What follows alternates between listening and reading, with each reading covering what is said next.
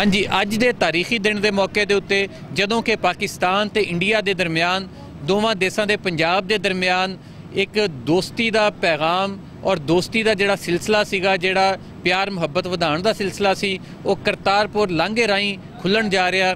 उस मौके के उत्ते असीं अज इत्थों करतारपुर तो प्रोग्राम कर रहे हैं। मेरे नाल मौजूद आ जनाब फकीर सैफुद्दीन साहब, जिहड़े कि पंजाब के मारूफ फकीर खानदान नाल उन्हां दा ताल्लुक आ और जिहड़े तवील अरसे तक मुख्तलिफ जिहड़े इत्थे वज़ीर आज़म रहे और शख्सियात रही, जिहड़े इत्थे दे सरबराह हुकूमत रहे, उन्हां दे नाल इन्हां दा खानदान वाबस्ता रहा। दूसरे साडे नाल मौजूद आ सरदार गुरचरण सिंह साहब, आप इंटरनेशनल सिख लीडर आ और पूरी दुनिया दे विच सिखां दी फलाह बहबूद लिए काम करते हैं। तो नाल मेरे नाल मौजूद आ अहमद रज़ा साहब, जिहड़े कि डायरैक्टर आ पंजाबी प्रचार दे।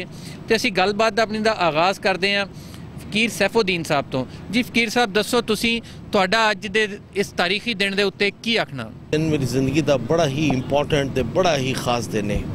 मैं अपनी पूरी जिंदगी दे विच करतारपुर साहब ते इन्ना सोना, इन्ना खूबसूरत, इन्ना इंपॉर्टेंट कट्ठ नहीं देखा।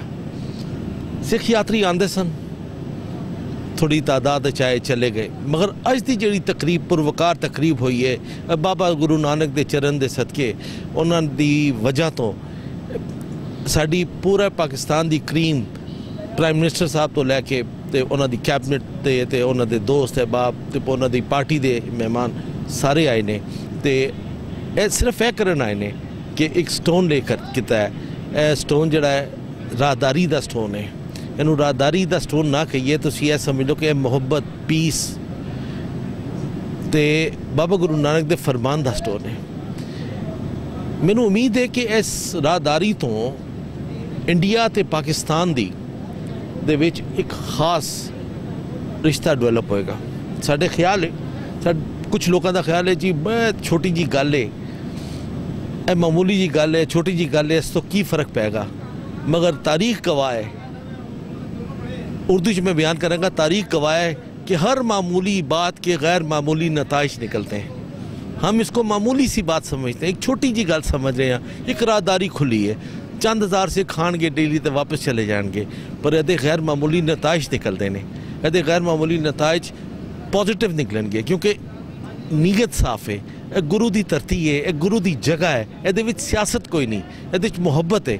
तो यह जड़ा हुण रस्ता खुलिया है, यह रस्ता एक नहीं रस्ता खुलेगा, ये कई हज़ार रस्ते होर खुलणगे जी। रसी के ये कोई छोटा कदम नहीं, क्योंकि देखने नूं तो एक मामूली जिहा कॉरीडोर खुल रहा, पर ये आने वाले वक्तां लई एक बहुत वड्डा काम आ। तो हुण असीं सरदार गुरचरण सिंह नाल गल करते हैं। जी सरदार जी, तुसीं दसो कि तुहाडे इस बारे की विचार है? बाद जिन्हां ने सानूं ये मौका दिता कि असी अपना सुनेहा जिहड़ा आम पब्लिक तक पहुँचा सकीए।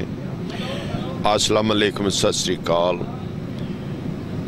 मैं अज दे दिन वास्ते मुबारकबाद दिंदा पाकिस्तान गवर्नमेंट नूं, जिन्हां ने कि ये बहुत बड़ा एक कदम चुक्या तो वो रस्ता खोलिया जिहड़ा 70 साल तो बंद सी। दो मिलाप होए ने, सूरज डुबदा ते चंद चढ़दा, दिन छुपदा रात चढ़दी, ਉਹਦੇ ਵਿਚਾਰ ਦਾ ਜਿਹੜਾ टाइम ਹੁੰਦਾ ना, वो एक मिलाप का टाइम ਹੁੰਦਾ आत्मा ते परमात्मा का। ਇਹੋ ਜਿਹਾ मिलाप साडा मिल जाए। अब्बल अल्लाह नूर उपाया कुदरत के सब बंदे, एक नूर ते सब जग उपजया, कौन भले को मंदे। इंसान पैदा होया, अल्लाह ने पैदा की दुनिया, रहीमा करीमा अल्लाह तू गनीम।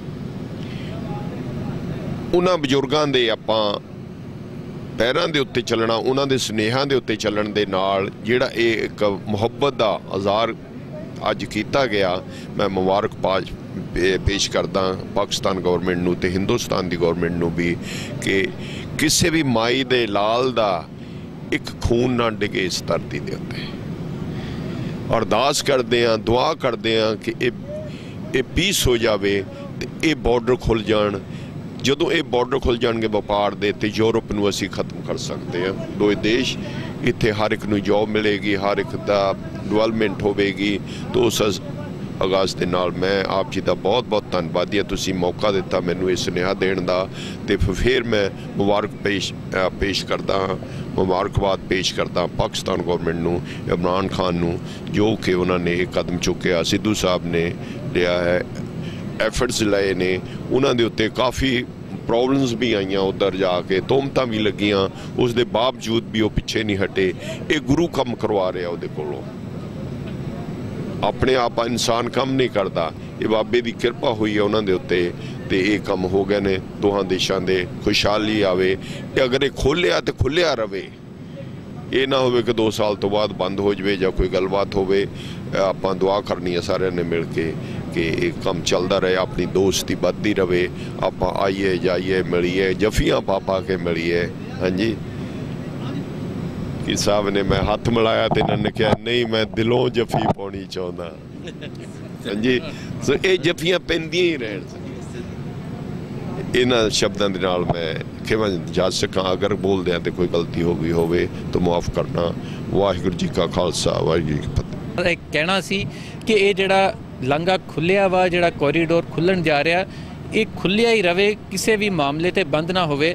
ते असीं जफ्फियां जिहड़ियां पाईयां वा, जिहड़ी सिद्धू ने जफ्फी पाई आ आर्मी चीफ कमर जवेद बाजवा नूं, ये जफ्फियां हुण आवाम दे राहीं भी पैंदियां रहण। ते हुण साडे नाल मौजूद है डायरैक्टर पंजाबी प्रचार अहमद रज़ा साहब। इन्हां कोलों असीं जाणदे हां कि इहदे की असरात पैणगे दोवां पंजाबां दे उत्ते, पंजाबां दी आवाम दे उत्ते ते इन्हां दी जिहड़ी मां बोली आ उहदे उत्ते, रहतल दे उत्ते, सकाफत ते की असरात पैणगे आण जाण दे नाल।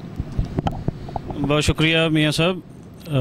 पंजाब वाल अगर असी नज़र मारीए तो 5000 साल तो सानू ये शवाहिद मिलते हैं कि पंजाब एक जरखेज़ खिता है जिथे गंदम वाफर मिकदार में होंदी है, हड़प्पा जिसका गवाह है।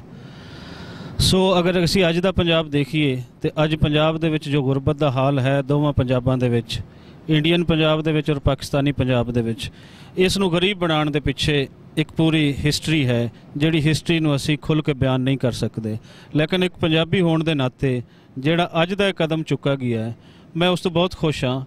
उसकी वजह है कि इंडिया और पाकिस्तान जदों भी जुड़नगे वो पंजाब ते पंजाबियों के जुड़न नाल जुड़नगे। सो अज पंजाबी जुड़े हैं, दोनों देश जुड़े हैं और असी आस करते हाँ कि ये जुड़त हमेशा अगे साबित रहेगी।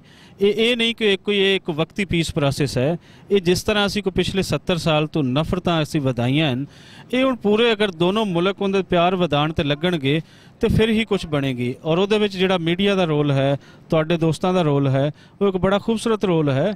और जिहड़ा तुसी कह लो कि पिछले पंजाब इंडियन पंजाब दे वजीर आला ने परसों गल कीती है, सानू उस गल नूं छड्ड देना चाहिए। सानू अज जो साडे वजीर आजम ने इत्थे गल कीती है, जो नवजोत सिंह सिद्धू ने इंडिया तो आके कीती है, जो मेरी भैन ने इत्थे गलबात कीती है, अमन दे वधावे दी, प्यार दे वधावे दी, उन्होंने अगे वधाना चाहिए। और ये सैकुलर खिता सी पंजाब, ए गुरुद्वारे, ए मस्जिदां, ए चर्च, ए सांझे सन सब दे, ए गुरु, ए सूफी, ए भगत, ए सब दे सांझे सन, जो सच्चाई दा रस्ता विखांदे सन, वो सारे मजहबां दे रहनुमा सन। सो अज इस गल की लोड़ है कि बाबे गुरु नानक की तालीमात के नाल जुड़ते हुए सानू बुल्ले शाह, वारिस फरीद, उन्होंने रस्ते ते चलना चाहिए। और जदों असीं एक दूसरे नाल मिलांगे सारे धर्मां दे लोग तो उदों ही मुमकिन होएगा। साहब चेयरमैन पंजाबी प्रचार ते हुण अखीरली गल ही मैं सरदार गुरचरण सिंह साहब नाल गल करांगा जी, तुसीं की मैसेज देना चाहोगे इत्थे पाकिस्तानियां नूं ते पूरी दुनिया दे पंजाबियां नूं? मैं दुआ करनी चाहता जी, सुखी वसे कश्मीर, मुक्के रेड़ का पछाड़दा, अल्लाह किते मेल करी, रब्बा किते मेल करी, दिल्ली ते लाहौर दा खुल जान बार्डर, किते गड्डी जावे सूख दी। बस यही मैं तो दुआ करने वास्ते बाबा जी दे खुल जान बार्डर। ये पंजाबी आपस में जफ्फियां पाउंदे, अंत तक साडियां जफ्फियां पैंदियां रहन। साडा खाना एक, साडा पहरावा एक, साडी बोली एक। हाँ जी, पंछियां नूं कोई वीज़ा नहीं लेना पैंदा, उड़ के बॉर्डर चले जाते हैं। इंसान वास्ते वीज़ा क्यों?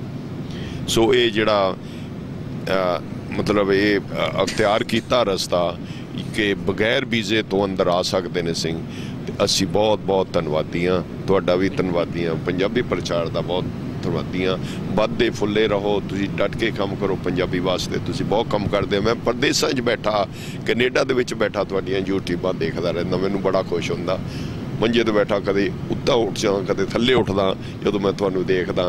सलमान चौक दे विच जा के तुसीं भगत सिंह दे लाउंदे हो, बैनर लाउंदे हो ते पंजाबी वास्ते काम करते हो। जींदे रहो, रब तुहानूं खुशियां माणे।